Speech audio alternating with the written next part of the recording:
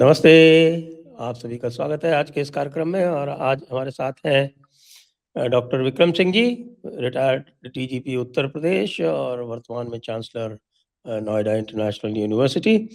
आपका स्वागत है सर, जयपुर डायलॉग्स में नमस्कार एक संजय बार जी, फिर। बहुत आभारी हूं कि प्रतिष्ठित मंच पे पुनः अवसर दिया वार्तालाप का। जय हिंद, वंदे मातरम। जय हिंद सर। और आजकल एक बड़ी प्रसिद्ध फिल्म आई है धुरंधर, जिसने सारे रिकॉर्ड तोड़ दिए हैं। और अ, पाकिस्तान में बेस्ड गैंग्स का इसमें चित्रण है और ये भी दिखाया जाता है कि ये जो गैंग्स हैं ये क्राइम करते करते किस तरह से पॉलिटिक्स में मुलविस हो जाते हैं और फिर पॉलिटिक्स में मुलविस होके और क्राइम और टेरर उसमें शामिल हो जाते हैं। तो ये तो बड़ा जाना पहचाना सा स्क्रिप्ट दिख रहा है। आपने तो बहुत सारे गैंग वॉर देखे हैं। उत्तर प्रदेश तो बहुत प्रसिद्ध था एक समय पे गैंग वॉर के लिए। कभी डकैतों के गैंग वॉर होते थे, कभी क्रिमिनल्स के गैंग वॉर होते थे, कभी अतीक और शहाबुद्दीन और मुख्तार, इनके गैंग वॉर्स होते थे। तो ये गैंग वॉर टेरर में कब परिवर्तित हो जाता है, इसके बीच में क्या लिंक है और ये जो दिखाया गया है फिल्म में ये कितना रियलिस्टिक है, इसके बारे में आपके विचार जानना चाहेंगे। संजय जी, आपका प्रश्न बड़ा सारगर्भित है। मुझे थोड़ा समय देंगे क्योंकि इसके ऊपर विस्तार से बताना होगा।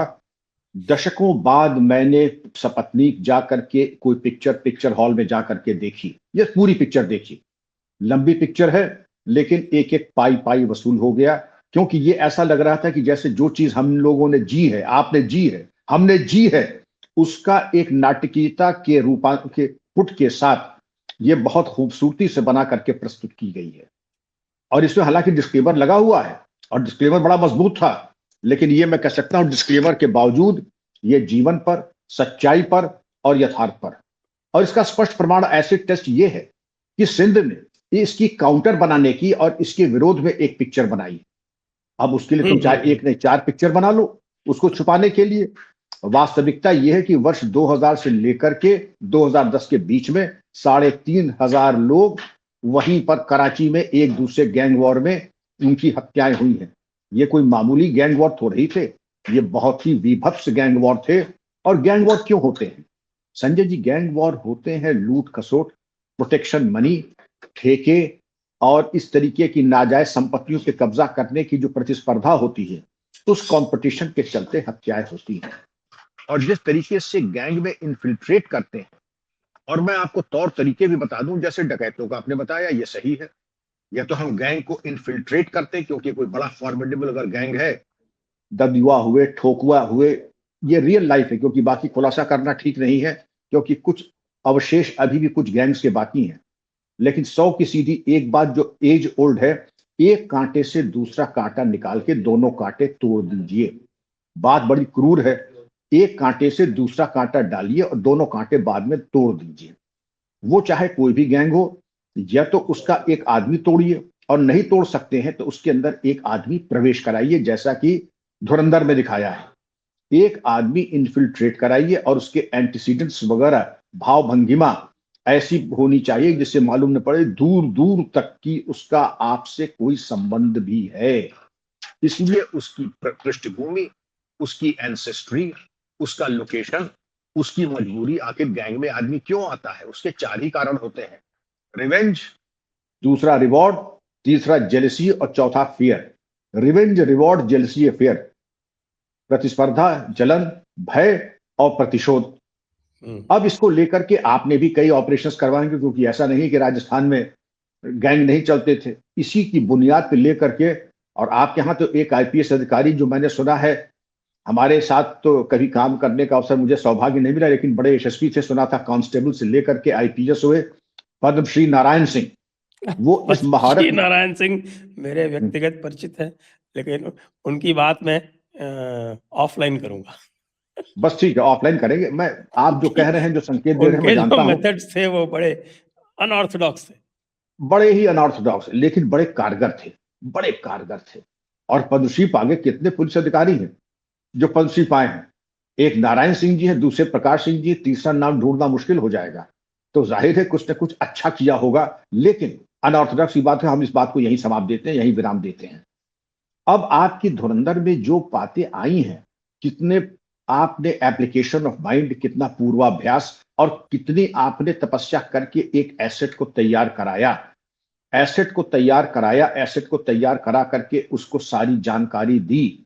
आप समझ लें कि हथियारों की ट्रेनिंग, फायरिंग, भाषा, हर चीज का दारोमदार, कि ये भी मान लीजिए कि अर्ध सुषुप्त अवस्था में, तंद्रा में भी, नींद में भी जब बोलेगा तो मालूम पड़ेगा कि वो वहीं बलोचिस्तान का है ये लड़का, और इसकी पूरी तरीके से उसका नाम हमजा अली मजार, जो रणवीर मजारी सिंह ने जो रोल जी, मजारी की मजार, मजारी मजारी जी, हमजा अली म- मजारी, मजारी वो ट्राइब है वहाँ पे, जो जी।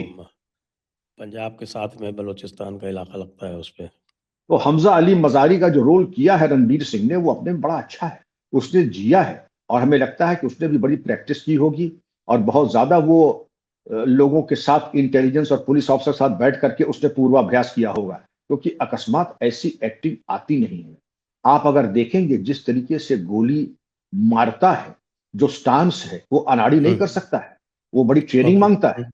और अक्षय खन्ना ने एक कदम और आगे, कि आदमी की जब गोली लगती है तो कहां गिरता है, खून कैसे बहता है, सांसें कैसी उल्टी हो जाती हैं, इसका भी बड़ा पूर्वाभ्यास किया है। अब हम आ जाते हैं यथार्थ के ऊपर।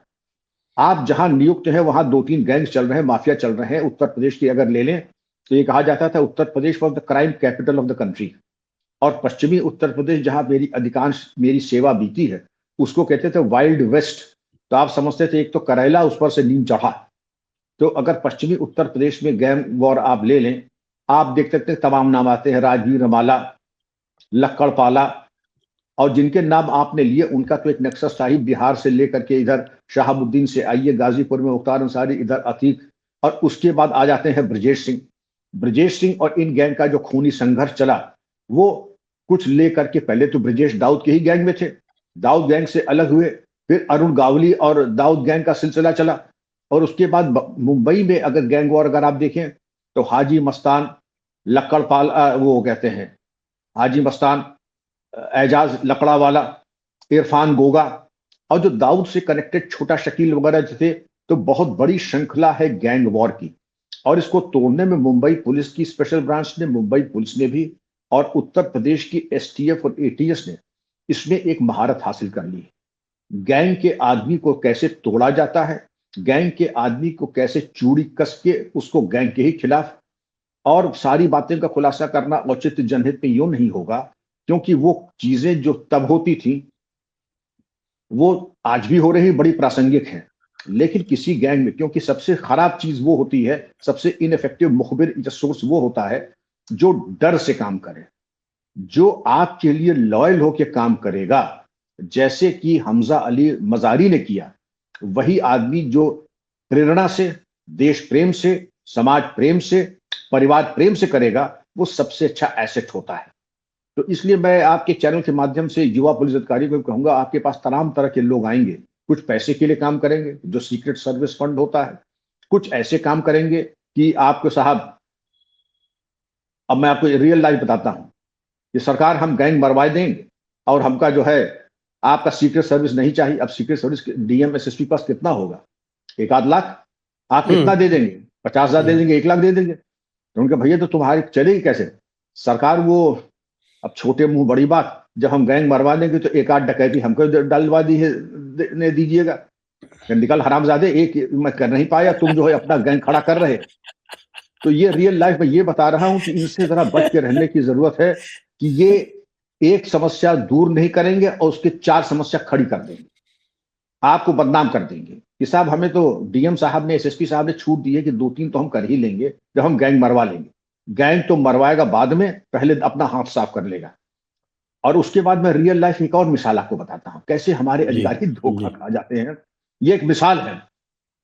एक मुखबिर गया कि साहब मैं बड़ा शातिर, मेरा क्रिमिनल हिस्ट्री है, था क्रिमिनल हिस्ट्री, उसकी हिस्ट्री शीटर भी था। उसने कहा साहब ये बीहड़ में गैंग है, मैं इसको मरवा दूंगा।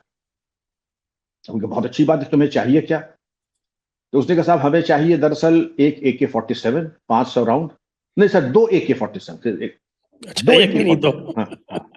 हमें चाहिए नाइट विजन डिवाइस, अच्छा। जिससे रात में हम देख सकें। हमें चाहिए बुलेट प्रूफ जैकेट 2 और 5 लाख रुपए, और एम्यूनिशन चाहिए 500 राउंड। अब साहब, जोश में जब आदमी होश खो देता है तो मूर्खतापूर्ण काम करता है, इनडिस्क्रीट काम करता है।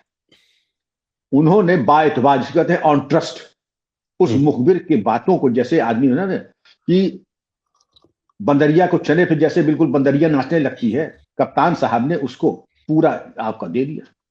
अच्छा, उसने दे भी दिया। बोला कि सरकार, हाँ दे भी दिया। सरकार 5 दिन के अंदर अगर गैंग न मिले तो जिस बर्तन में कुत्ता खाता है वहां हमें खिला दीजिएगा। 5 के 10 दिन हुए, 15 दिन हुए, 20 दिन हुए, 25 दिन हुए, 30 दिन हुए। अब कप्तान साहब को जाड़े का टाइम था, यही पसीना छूटने लगा। उन्होंने जाकर के वरिष्ठ अधिकारियों से कहा कि सर ये हमसे मुझसे गलती हो गई। तो डीजी साहब ने बस जूता निकाल के मारा नहीं, डूबा वंश कबीर का उपजा पूत कमाल, लेना एक न देना दो, गिलास फोड़ा बारहा ने। तो संजय जी आप समझ सकते हैं कि विभाग की कितनी किरकिरी हुई, कितना वो हुआ।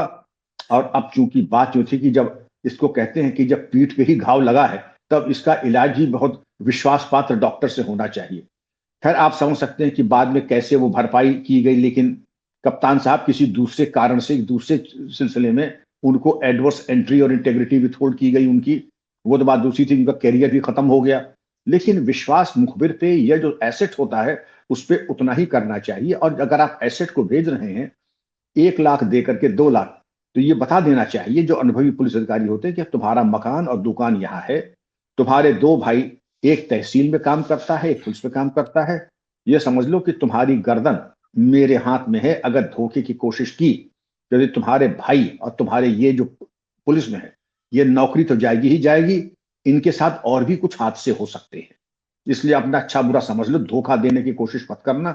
अगर जीवन में धोखा दिए तुमने मुझे दिया, ये तुम्हारे जीवन का आखिरी धोखा होगा, तुम दे नहीं पाओगे। और अगर देने की कोशिश की तो तुम समझ जाओ, तुम्हारी दुकान भी जाएगी, तुम्हें जो लाइसेंस मिला है मिट्टी का तेल और सरकारी राशन का, वो भी रद्द होगा।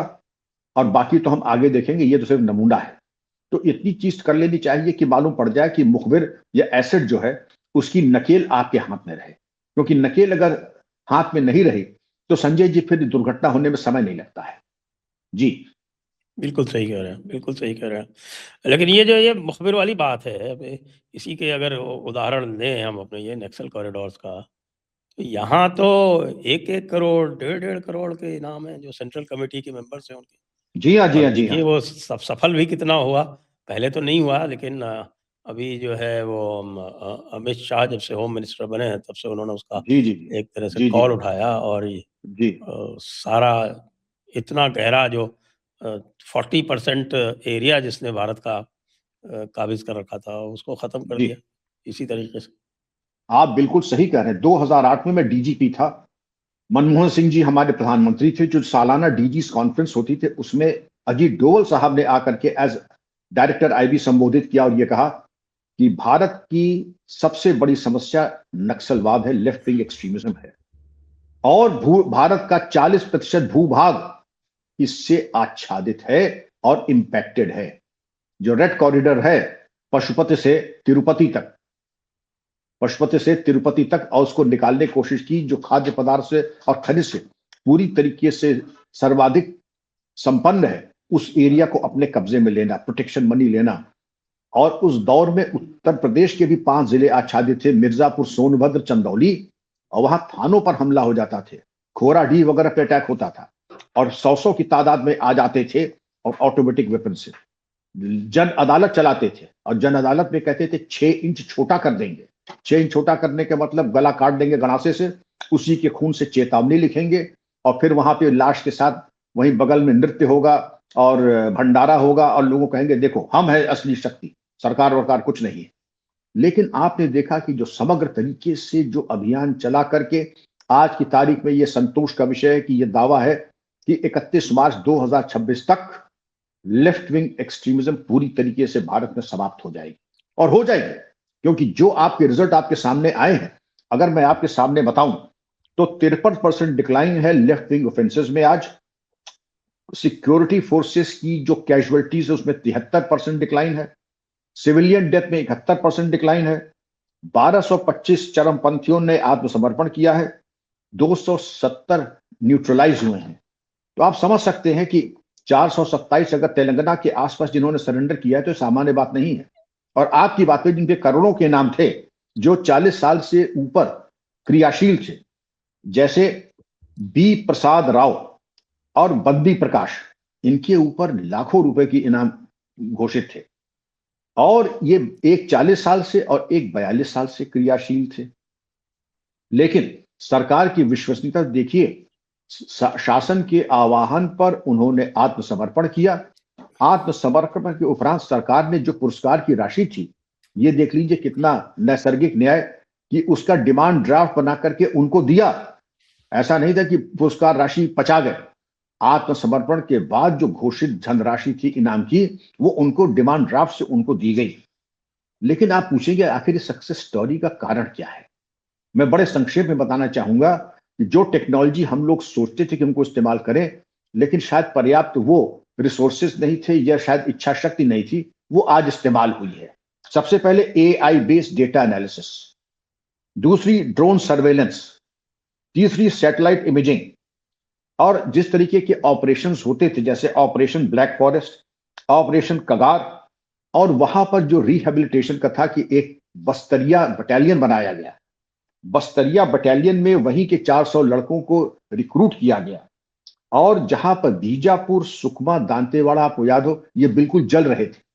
यहां पर अगर आपने इतना रिक्रूटमेंट किया, वहां पर जॉब अपॉर्चुनिटीज बच्चों को दी, वहां पर आपने अगर ऐसी कार्रवाई की, क्योंकि हमको भी याद है कि जब हम लोग मिर्जापुर, सोनभद्र, चंदौली में कुछ भी बना लें, मोबाइल टावर लगवाए, मोबाइल टावर काट देते थे नक्सलाइट आकर। सड़कें बनती थी, सड़कें उखाड़ देते थे। प्राइमरी हेल्थ सेंटर में, प्राइमरी स्कूल में अगर मास्टर डॉक्टर जाते थे तो उनको मार कूट के भगा देते। मतलब सरकार का कोई प्रतिनिधित्व नहीं हो पाता था। लेकिन अब ये जो परिवर्तन आया है, और इसके अलावा दूसरे चरण में देखिए, NIA ने इनकी 40 करोड़ की संपत्ति जब्त की है, ED ने इनकी 12 करोड़ की संपत्ति जब्त की है, और सेंटर ने जो सिक्योरिटी रिलेटेड एक्सपेंडिचर था उसमें 3,331 करोड़ दिया है, जो कि 155% की वृद्धि हुई है। जब आप देखेंगे जितना बजट बढ़ाएंगे, टॉप ग्रेड आप ऑपरेशन चलाएंगे, उन ऑपरेशंस के साथ साथ आप ये भी देखेंगे। दूसरी चीज में दो बातें व्यक्तिगत जो मैं बताना चाहूंगा आपको, वो ये थी कि हम लोगों ने भी नक्सल से किया है। लेकिन पहली चीज ये थी कि मैं IG बनारस था, जहां पर आपका मिर्जापुर, सोनभद्र, दो जो जिले थे वहीं पे थे, और बगल में ही बिहार में रोहतास था। रोहतास का किले में इनकी पासिंग आउट परेड और इन्वेस्टिचर सेरेमनी होती थी माओवादियों की। अच्छा, किले के जी अंदर? जी, वो एक तरीके से उनका अरे क्यों, इसमें ताज्जुब की क्या बात है? जहानाबाद जेल ब्रेक आप जानते हैं, ट्रेन हाईजैक आप जानते हैं, ये सब हुआ था 2006 के आसपास। तो जब मैंने देखा तो मैंने कहा भाई ऐसा करो, हम रेड तो कर नहीं पाएंगे। हमने एक क्लैंडस्टाइन ऑपरेशन चला के इसकी वीडियो बनवा ली। वीडियो बनवाने के बाद जब भारत सरकार में नक्सलिज्म के ऊपर जब चर्चा होनी थी तो मैं गया भारत सरकार में। बिहार के भी संबंधित IG ऑफिसर्स आए थे। तो मैंने कहा कि सर ये बड़े शर्म की बात है कि आप यहाँ रोहतास के किले में इनकी पासिंग आउट परेड होती है, इनकी मेडल सेरेमनी, अलंकरण समारोह होता है, और आप मेरी इंटेलिजेंस देने के बाद आप लोग कुछ करते वर्ते नहीं। तो वहां क्या जैसा, प्रणाम सर, हम हाथ में गंगा जली लेके कह सकते हैं बाय फादर कि हमारे यहां ऐसा कुछ नहीं होता है। हमने कहा मालूम था आप यही कहेंगे। लैपटॉप खोलो, लैपटॉप खोल के हमने कहा ये वीडियो देख लीजिए, पहले ये वीडियो देख लीजिए। और वहां पर माओ से तुंग जिंदाबाद, दुनिया भर की बातें, क्रांति की शुरुआत बंदूक की नाल से होती है, और बेगुनाह कुछ लीटर खून अगर बह जाए तो उससे आदमी को उद्बलित नहीं होना चाहिए। हमने कहा सुन लो भाई, तो आप सुन लीजिए। और आप तो कह रहे थे बाय फादर, गंगा जली हाथ में लेके हम कह रहे हैं कि ऐसा कुछ नहीं होता है। एक और मिसाल दूं मैं आपको, छत्तीसगढ़ के DG साहब थे वही DG कॉन्फ्रेंस में। हमने कहा ये बताइए कि आप लोग ये जो टेक्नोलॉजी इसको इस्तेमाल करके बस्तर के जंगलों को इन्फिल्ट्रेट क्यों नहीं करता है? तो वो हमसे बहुत सीनियर थे, तो उन्होंने ये कहा, तो विक्रम लगता है कि तुमने कभी बस्तर का जंगल देखा नहीं।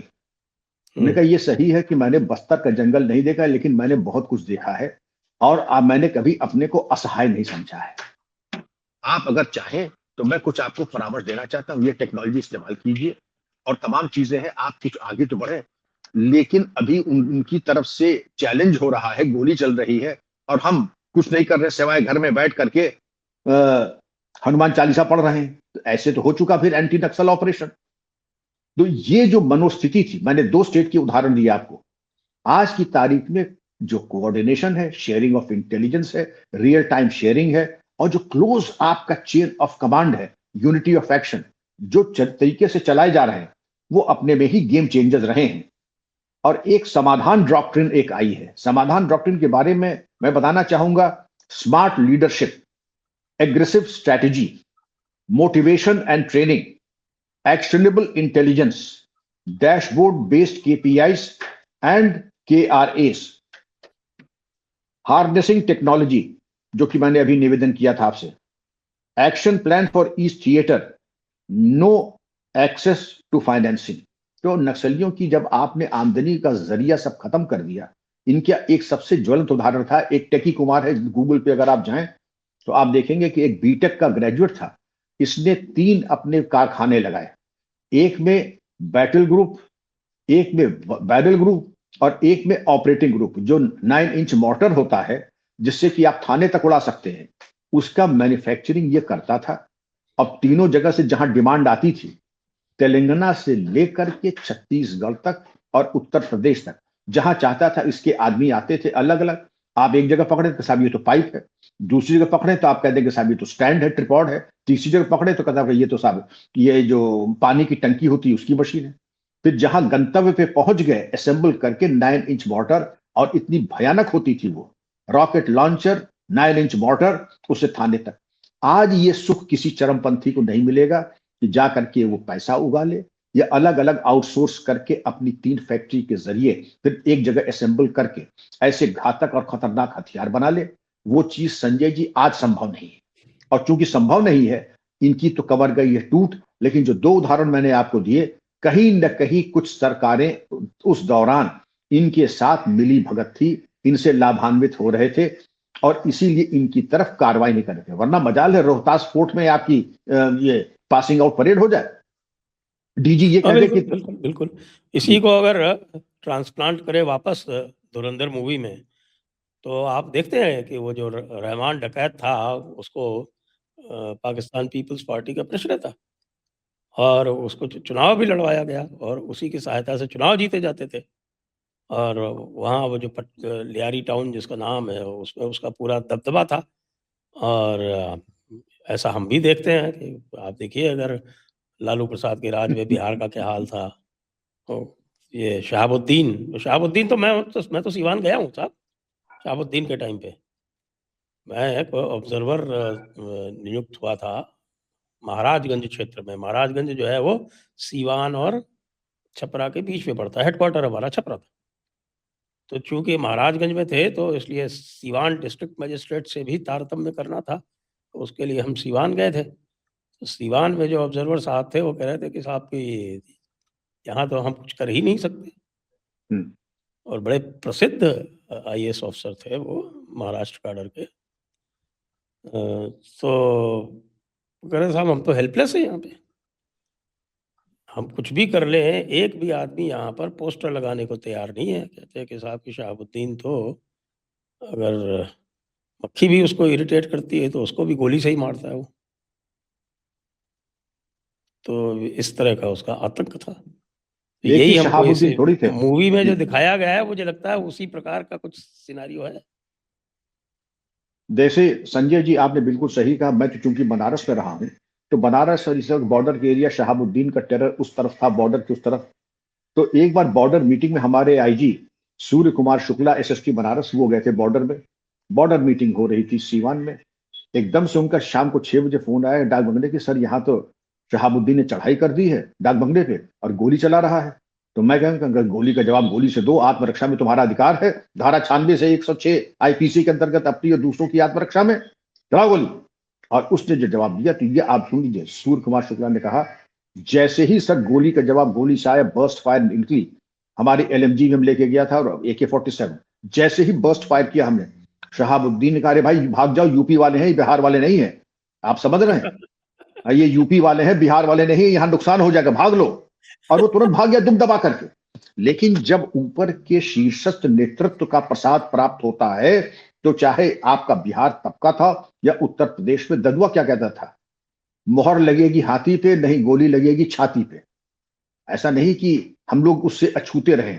उत्तर प्रदेश में भी ये कुप्रभाव, इस तरीके के धतूरे के बीज यहां पर भी थे, तो लेकिन उनका उन्मूलन हो गया। शहाबुद्दीन वैसे अपने कर्मों से ऊपर चले गए। लेकिन जो एक भयावह स्थिति, एक दुस्वप्न था, तो संजय जी इस चीज को देखना बिना स्टेट के, आपने भी यही कहा कि ये जो रहमान डकैत था, ये बताया जाता है कि जब बेनजीर भुट्टो के ऊपर आक्रमण हुआ, तो रहमान डकैत ही बेनजीर की गाड़ी चला रहा था। अब ये कितना सत्य कि नहीं, लेकिन ये बड़े रिपोर्टेड, बहुत ही रिलायबल सोर्सेस ने कहा था कि कितना नजदीक एक डकैत हो सकता है, कितना नजदीक एक अवांछनीय व्यक्ति टू पावर। बेनजीर भुट्टो से ज्यादा पावरफुल यू पाकिस्तान के अगर 4 लोगों टॉप पोस्ट में, तो बेनजीर भुट्टो उन 3 में से रहेंगे, 4 भी नहीं, टॉप 3 में से बेनजीर भुट्टो रही होंगे उस वक्त। लेकिन वो बगल में बैठ करके सत्ता का सुख भोग रहा था, और ये बात दिखाई पड़ रही थी। जी, बिल्कुल। और इसीलिए ये जो धुरंधर मूवी है वो इतनी लोकप्रिय हो रही है, क्योंकि इसमें जो सच्चाई है वो दिखाई गई है। इसमें जो है सच्चाई दिखाई फैंटेसी गई नहीं है, है, इसमें और सच्चाई है। चूंकि नहीं, कोई फैंटेसी नहीं, ये तो आप भी समझ रहे हैं, मैं भी समझ रहा हूं। और लोगों ने इसके बड़े बड़े टोटके किए, ये फेल हो जाए, बड़ा दुष्प्रचार किया, बड़ी भ्रामक बातें कही। हमारे यहाँ जो लेफ्ट लिबरल्स हैं, उन्होंने कहा बिल्कुल बकवास है, सांप्रदायिक विद्वेष पैदा कर रहा है। मैंने, हम अपनी हिफाजत की कोई बात करें तो सांप्रदायिक सौहार्द बिगड़ जाएगा, पाकिस्तान नाराज हो जाएगा। लेकिन बुरे नजर वाले तेरा मुंह काला, जैसे ट्रक के पीछे लिखा रहता है। आज 250 करोड़ की मूवी के, मैंने सुना है ये 550 करोड़ की आमदनी आज तक हो चुकी है, अर्निंग हो चुकी है। और ये पार्ट 2 बाकी है। पार्ट 2 बाकी है अभी। वो जो 280 करोड़ लगे हैं उसमें दोनों पार्ट बने। अरे वाह, तब तो और भी अच्छी बात है कि अभी तो अर्निंग शुरू, अभी तो आपकी बोहनी हुई है, अभी तो शुरुआत श्री गणेश हुआ है। आगे देखिए कैसे होता है, क्योंकि देखिए ये बुरी नजर वाले तेरा मुंह काला, और भी इस तरीके के बाद प्रयास। मैं तो साधुवाद दूंगा पूरे कास्ट को, डायरेक्टर को, जो उसने सच्चाई भारत के दुनिया के सामने ला के रखी। बिल्कुल सही है। अच्छा, एक और अभी इसी परिप्रेक्ष्य में देखें तो जैसे ये कराची में जब देखते हैं तो कराची के कॉन्टेक्स्ट में लेते हैं, और उसमें वहाँ हमज़ा अली मज़ारी पहुँच जाता है, वो डिटेक्ट नहीं कर पाते हैं। इसी तरह से हमारे यहाँ बड़ी भारी समस्या है इल्लीगल्स की, और इल्लीगल्स का प्रवेश जो है वो बड़ी, वो कहें कि बड़े भारी तादाद में हो चुका है। ये जो एसआईआर हो रहा है, तो ये एसआईआर से क्या वाक़ई इल्लीगल्स डिटेक्ट हो पा रहे हैं? और वैसे उत्तर प्रदेश का और बंगाल का परिदृश्य मेरे हिसाब से अलग-अलग होगा। लेकिन जैसे कि योगी जी कह रहे थे कि भई ये देखो, ये इनका जन्म उत्तरी दिनाजपुर का है और रह ये संभल में रहे हैं। संजय जी, जहां चाह वहां राह, जहां इच्छा शक्ति है तो सब कुछ संभव है। जब इच्छा शक्ति इनको बांग्लादेश से ला करके लैंड करा करके, इनके सारे पेपर्स बनवा कर, स्थानीय भाषा बुलवा करके, और पगडंडियों जंगलों के रास्ते से ला करके, कश्मीर से लेकर के कर्नाटक तक, तमिलनाडु तक, और यहां तक कि हमारे जो उत्तराखंड है और तीर्थ स्थान है, वहां पे आसपास जाके, संवेदनशील स्थानों के आसपास, और कश्मीर में जहां जहां आपने देखा होगा चरमपंथी आक्रमण होता है, उसके इर्द गिर्द हर शाख पे उल्लू बैठा है, हर ऐसे स्थान पर रोहिंग्या और बांग्लादेशी बैठा है। तो जरूर कहीं कोई उदासीनता, कहीं कर्तव्य के प्रति मैं समझता हूं अवहेलना, और एक तरीके से जो प्रशासनिक चूक हुई है।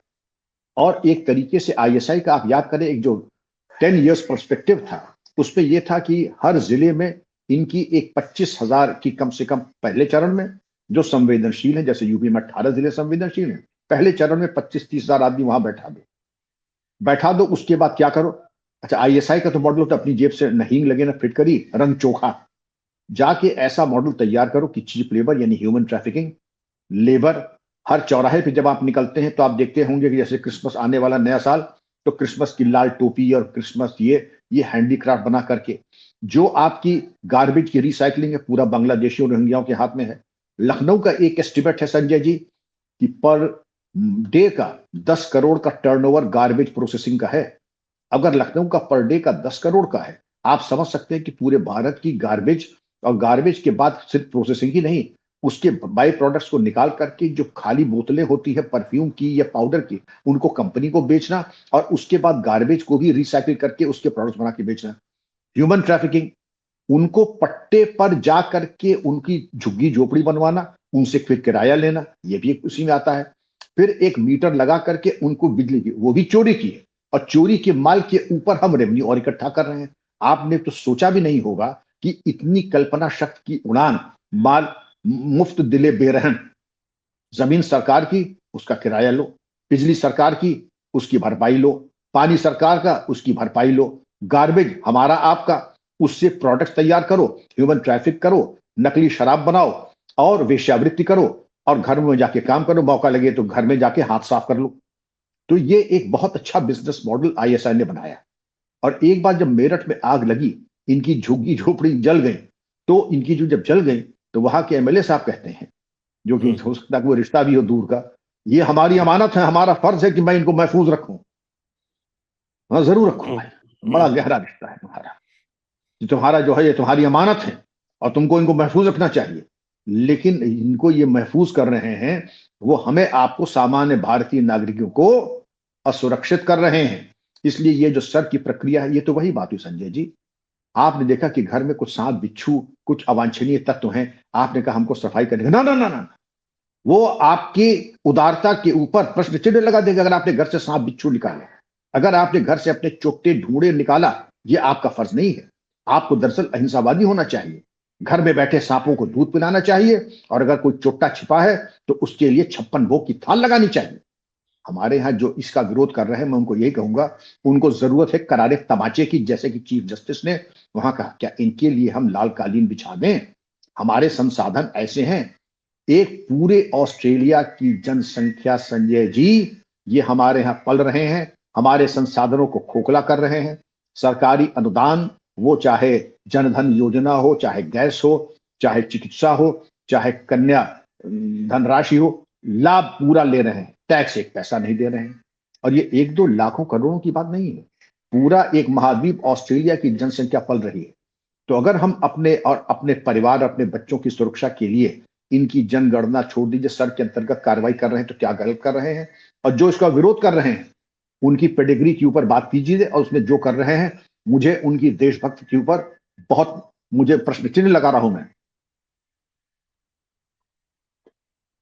योगी जी ने तो डिटेंशन सेंटर भी बनाए हैं, कार्रवाई भी चल रही है, घोषणा भी हो रही है।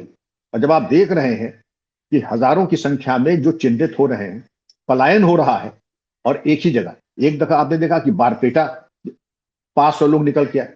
सवाल ये उठता कि पूरा बारपेटा का, यहाँ पे कुनबा का कुनबा, गांव के गांव कैसे चले आ रहे हैं? उनको ला कौन रहा है? बसाया किसने? ये देखें कि जिस किसी का भी चेकिंग होती है, उसके सारे डॉक्यूमेंट्स जो हैं वो पश्चिम बंगाल से निकलते हैं। जी। मैंने थोड़ा इसके बारे में और भी जानकारी प्राप्त की थी, तो अभी जैसे बंगाल में हुआ, तो बंगाल में अनमैप्ड कैटेगरी एक बनाई गई कि जिन लोगों के नाम जो थे वो 2002 में ना तो उनके नाम थे या ना उनके माता-पिता के नाम थे। ऐसे लोगों को नोटिस दिया गया, उनको हियरिंग के लिए बुलाया गया और उनको अ, उससे अलग कर दिया गया, जो रोल है, उनको डाउटफुल कैटेगरी में डाल दिया गया। अब मैंने वहाँ पता किया तो पता चला कि साहब कि वो तो निश्चिंत हैं, वो कलकत्ते में ही रहते हैं। कलकत्ते में कह रहे हैं कि साहब उनके पास और कोई डॉक्यूमेंट हो या ना हो, पासपोर्ट सबके पास है, और पासपोर्ट जो है वो जो 11 ऑथराइज़्ड डॉक्यूमेंट्स हैं उनमें से एक है। उनमें से एक इसलिए है। वो सब निश्चिंत हैं कि साहब कि हमारा तो हो जाएगा इसमें बिल्कुल, कहीं कोई दिक्कत नहीं आएगी। संजय जी, कलकत्ता और पश्चिम बंगाल आज की तारीख में अवांछनीय तत्वों का लॉन्च पैड है। मैं फिर कह रहा हूं, अवांछनीय तत्वों का लॉन्च पैड हो गया है पश्चिम बंगाल, और वहां पर आप रोक टोक तो छोड़ दीजिए, उनको पूरा सहयोग, समर्थन और इस प्रक्रिया में ऑक्सीजन का उपलब्ध कराया जा रहा है पश्चिम बंगाल के द्वारा, क्योंकि उनकी जो सड़ी गली राजनीति है, वो चलती ही इसी तरह के अवांछनीय तत्वों से है, और तुष्टीकरण की राजनीति से। लेकिन मैं चाहूंगा कि वक्त आ गया है कि आपको अब कोर्स करेक्शन बहुत जरूरी हो गया है। और कभी कभी शिशुपाल का भी जब 99 पाप हो जाता था, 100वें पाप पे भगवान दंड देता था। इनके भी इतने जो पाप हो गए हैं, जितने घोटाले कर दिए हैं राष्ट्र विरोधी गतिविधियों के ऊपर, और जो सनातन के ऊपर आक्रमण हो रहा है और वहां पर जो प्रतिबंध लगाया जा रहा है, वो बिल्कुल ही औचित्यपूर्ण नहीं है। मैं समझता हूं कि अब तक तो कार्रवाई हो जानी चाहिए थी बिना लाभ और हानि को सोचे हुए, क्योंकि आप याद करें कि जब आज से 40 साल पहले इस तरह के मिसडिमिनर अगर होता था, तो गवर्नमेंट का डिसमिसल वैसे ही होता था जैसे चपरासी का होता है। मैं एडीसी टू गवर्नर भी था, तो मैं आपको एक लतीफा सुना के कहना नहीं चाहिए क्योंकि वो प्रिविलेज्ड कम्युनिकेशन होता है। डॉक्टर एम चन्ना रेड्डी गवर्नर थे और हेमवती नंदन बहुगुणा जी मुख्यमंत्री थे। तो वो शायद हर दूसरे तीसरे डॉक्टर चन्ना रेड्डी स्पष्टीकरण, this is highly objectionable that this has been done, this is most objectionable that is. तो एक दिन बहुगुणा जी सब एक फोल्डर लेकर के आ गए। उनका योर एक्सेलेंसी, मेरे साथ बड़ा जुल्म हो रहा है कि इस तरीके से मैं भी तो चीफ मिनिस्टर हूं। तो उनका मिस्टर बहुगुणा, आपको अपने बारे में बड़ी गलत फहमी है। ये बाहर जो अर्दली है, जमादार है, इसको अगर मैं डिसमिस कर दूं तो ये हाई कोर्ट जा सकता है, सुप्रीम कोर्ट जा हम्म, सकता है। लेकिन अगर हम्म। मैं आपको अपने प्लेजर से, I am please to dismiss you, आप कहीं नहीं जा सकते। तो बड़ा करम अपनी औकात में रहिए और ऐसा कोई काम न कीजिए कि कॉन्स्टिट्यूशन प्रोविजंस के अंदर मुझे अपना प्लेजर आपको दिखाना पड़े। Thank you very much, you may go now. खैर, तो आज चन्ना रेड्डी साहब के बहुत किस्से हैं, वो हमारे भी जी, गवर्नर रह चुके हैं। अच्छा अच्छा अच्छा अच्छा। नहीं, आदि कितने सख्त गवर्नर थे। बाकी तो आपने बताया कि तमाम बातें भी हैं, लेकिन कुछ चीजें सीखने वाली भी हैं। जी। तो ये जो पश्चिम बंगाल की जो एक यूनिक समस्या है, वो आपने कुछ संकेत किया कि साहब वो होना चाहिए और नहीं हो रहा है और उसके कारण समस्या बढ़ती जा रही है। जैसे यहाँ पर उत्तर प्रदेश में हो रहा है, तो उत्तर प्रदेश में तो चीफ मिनिस्टर साहब खुद लगे हुए हैं। कह रहे हैं कि भाई जितने भी घुसपैठिए हैं उनको सबको बाहर निकालना है, ये हमारा कर्तव्य है।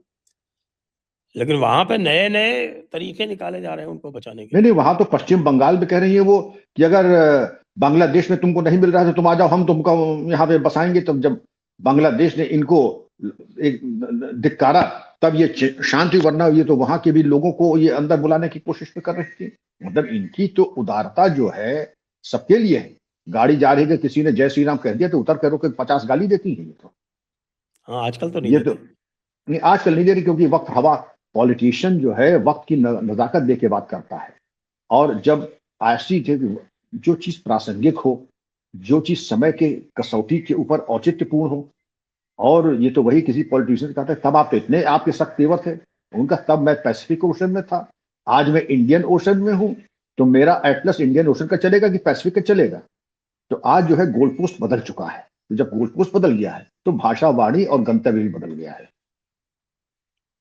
एक और टिप्पणी चाहूँगा कि मैं भी देख रहा था, किसी ने टिप्पणी की, ट्विटर के ऊपर ही टिप्पणी कर रहा था, क्योंकि आजकल जो है वो बांग्लादेश में लोगों को शौक है रोज़ नए-नए मैप्स दिखाने का।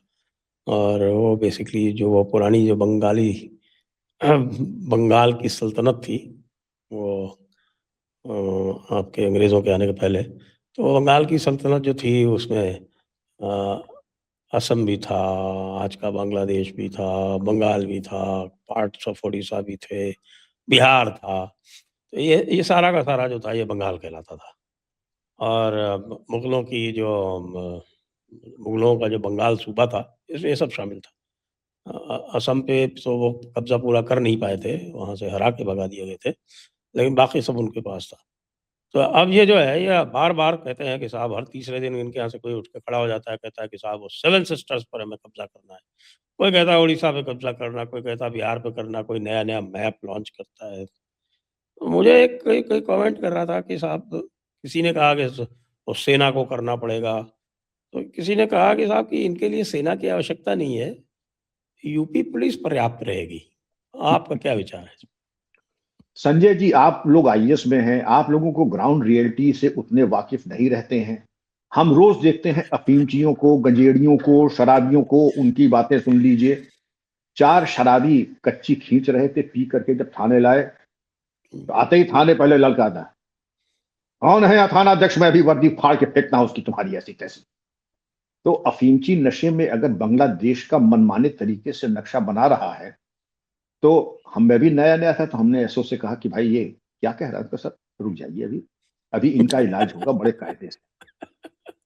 रात के 12 बजे क्यों? क्योंकि रात के 12 बजे सरकार जो लेट शो वाले हैं घर चले जाएँगे, ट्रैफिक कम हो जाएगा, इक्का-दुक्का लोग सड़क पे होंगे और जब इनकी सेवा हम करेंगे, जब इनकी चीखें थाने के बाहर तक नहीं जाएँगी और अगर जाएँगी भी कोई सुनने वाला ना होगा, तब इनसे पूछिएगा कि देसी पिल्ले की तरह ये अगर जूते न चाट ले मेरे तो कहिएगा।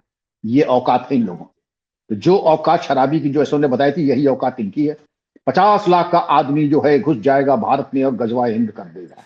और जो है बांग्लादेश की जो है नया तुमसे अपने जूते का फीता तो बंध नहीं रहा है, पायजामे का नाड़ा तुमसे बंध नहीं रहा है, कुर्ते का बटन तुमसे बंद नहीं हो रहा और औकात देख लो अफीमचियों की। तो ये अफीमचियों के चंडू खाने की ऐसी चीजें 9 लाख की डींगे सुनते रहिए। तो इनकी डींगे डींगे हैं, लेकिन आपने बिल्कुल सही कहा, हमारी यूपी पुलिस और पीएसी ऐसी है, इनको छठी का दूधिया दिला देगी। फौज तो बहुत अनुशासन से चलती है, काश हमारा भी अनुशासन का स्तर वही होता, लेकिन हो सकता है कि मानवाधिकार हनन की कुछ शिकायतें, छोटी मोटी झूठी शिकायतें आ सकती हैं, लेकिन इलाज अगर आप दे दें, यूपी पुलिस 3.5 लाख है, इनकी छठी का दूध देने में सक्षम है और पहले भी किया था। ऐसा नहीं कि असम में पीएसी का डिप्लॉयमेंट कश्मीर में भी हुआ है, आपने बिल्कुल सही कहा, असम में भी हुआ, जहां गए तो आसमान के तारे तोड़ के लाके दिखाया है।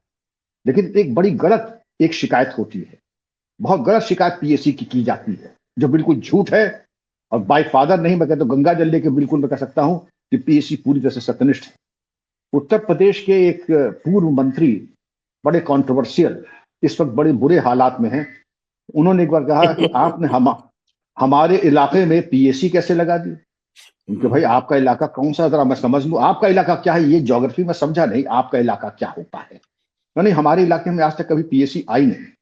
तो कुछ तुष्टिकरण वाले थे कि वो वहां कहते थे कि नहीं यहाँ पीएसी लग जाए, क्योंकि पीएसी जाएगी तो इनका इलाज हो जाएगा कायदे से, क्योंकि बाकी हो सकता है लिहाज में थोड़ा होम्योपैथिक इलाज करते थे, थोड़ी मीठी गोली दे देते और पीएसी सीधे उतर जाती है सर्जिकल ऑपरेशन में, तो वो लोग पसंद नहीं करते हैं। लेकिन अगर खिदमत का मौका दिया तो वक्त से पहले और उम्मीद से ज्यादा वो सेवा हो जाएगी कि ये याद करेंगे, नाती पोतों को बताएंगे क्या खिदमत इनकी की है। इनके पास अच्छा लास्ट में एंड में एक बार फिर से धुरंधर भूमि का ये जो प्रश्न पूछूंगा मैं आपको, ये जो हथियार दिखाए गए हैं गैंगस्टर्स के पास में, क्या इतने ही मारक हथियार वाकई में इनके पास होते हैं या कि अतिशयोक्ति है फिल्म में जो दिखाई गई? अरे संजय जी, इससे अच्छे होते हैं, शायद फिल्म प्रोड्यूसर को वो नहीं मिले होंगे जो धुरंधर में दिखाए गए हैं। आपने AK-56 देखी, आपने AK-47 तो खैर हम लोगों के पास है, आपने AK-56 देखी, ऊजी सब मशीन देखी, ऊजी सब मशीन का नाम भी लिया था इसने कि ये ऊजी है। हमारे तो आप आर्मी और पुलिस ऑफिसर पूछिए कितनों ने ऊजी देखी है। इसके अलावा नाइट विजन डिवाइस आपने देखी, इसके अलावा टेलीस्कोपिक साइट्स आपने देखी, इसके अलावा ऑटोमेटिक फायर करने वाले आपने स्मॉल आर्म्स देखे। ये वो चीजें जो फ्यूचरिस्टिक है और इससे भी एडवांस वेपन्स इनके पास रहते हैं। ये सीधे अब आप पूछेंगे ये मंगाते कहां से हैं? जो अंडरवर्ल्ड है आपका कि इलीगल आर्म्स ट्रेड, ड्रग्स के बाद नंबर 2 यही एक ट्रेड है, human trafficking, drugs and arms.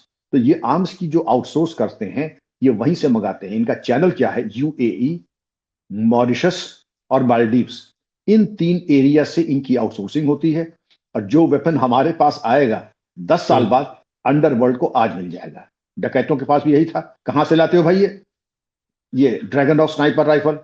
अब आप बताएं, ड्रैगन डॉग राइफल शायद बहुतों ने नहीं देखा होगा, सुना भी नहीं होगा, लेकिन प्रताप सिंह सरपंच की जिसको हमने मारा था उसके पास से बरामद हुई थी।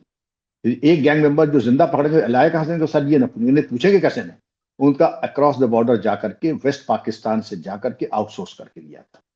तो इनको कोई कमी नहीं, ये जानते हैं कैसे, ये भी जानते हैं कि कैसे इस्तेमाल होता है। एक टेररिस्ट से जेम्स आर्म्स जर्नल पढ़ रहा था। अब जेम्स आर्म्स जर्नल तो बड़ा प्रतिष्ठित जर्नल है हथियारों के बारे में। अब आप समझ सकते हैं कि जो टेररिस्ट और जो चरमपंथी जेम्स आर्म्स जर्नल पढ़ रहा है, देख रहा है, हम में से कितने ऑफिसर्स ऐसे हैं जिन्होंने इसका नाम भी सुना है जर्नल का, और जर्नल का नाम देखने के बाद जब उससे पूछा ये बताओ कि हम ऊजी और AK में चॉइस करना चाहते हैं कौन सा बेटर होगा। सर ऊजी बहुत अच्छी है क्योंकि उसमें फ्लैश एलिमिनेटर है, उसमें एक तरीके से रुकावटें नहीं है और उसमें डस्ट प्रूफ है, और उसके जो एम्प्टीज हैं वो वर्टिकल इजेक्शन पे होते हैं, साइड इजेक्शन नहीं होता है। तो आपके एम्प्टीज पीछे नहीं छूटेंगे, आप उनको बीन सकते हैं अगर आप चाहें तो। और सबसे अच्छी चीज ये है कि फ्लैश एलिमिनेटर से दुश्मन आपकी जगह नहीं देख सकता है। ये एक जवाब एक टेररिस्ट का है, आउटलॉ का है। बहुत खूब। तो इसीलिए दिखाया है कि आईएसआई जो है वो बलोच मिलिटेंट से या बलोच जो आर्मी है उससे कह रही है कि भैया तुम ला के दो हमको। जी जी जी जी जी जी। तो आपका बहुत बहुत धन्यवाद। आपने एक बड़े सामयिक विषय को बहुत अच्छी तरह से उसके ऊपर प्रकाश डाला। तो आपको बहुत बहुत धन्यवाद। दर्शकों को भी बहुत बहुत धन्यवाद। जय हिंद, जय भारत, वंदे मातरम। जय हिंद संजय जी, आपके सभी सुधी दर्शकों को, श्रोताओं को मेरा बहुत बहुत जय हिंद। Thank you. जय हिंद, वंदे मातरम।